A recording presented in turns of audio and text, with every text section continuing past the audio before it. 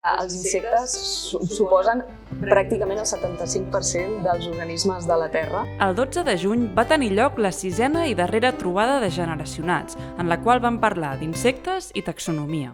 Avui ens trobem a la Facultat de Biologia de la Universitat de Barcelona, a qui volem agrair la seva acollida i sobretot volem donar les gràcies a la Fundació Catalana per la Recerca i la Innovació, ja que el seu suport ha sigut imprescindible per fer realitat aquest projecte.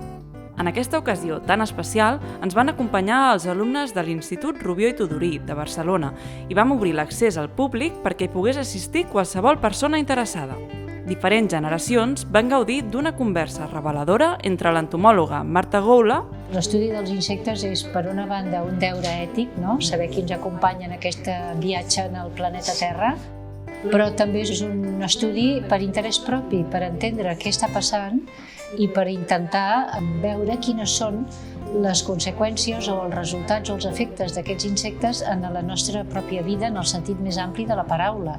I la biòloga ambiental Irene Lobato. Em vaig enamorar de tot el món dels cinípids, de les vespes de les gales i bé, va ser a partir d'aquí que vaig continuar amb el doctorat. La taxonomia, els taxònoms, no és una professió ràpida, és una professió de molts anys d'esforç, d'aprenentatge. Ens van transmetre la seva passió per l'entomologia i ens van fer veure la importància d'anomenar i classificar les espècies. La taxonomia és una ciència que té una llarga resiliència.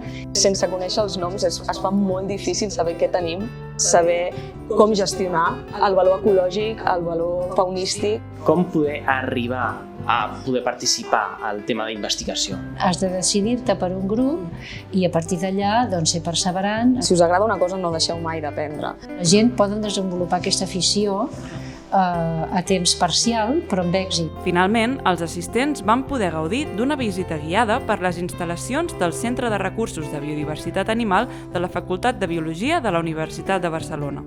Podreu trobar aquesta conversa i totes les anteriors al canal de YouTube d'Oxigenats.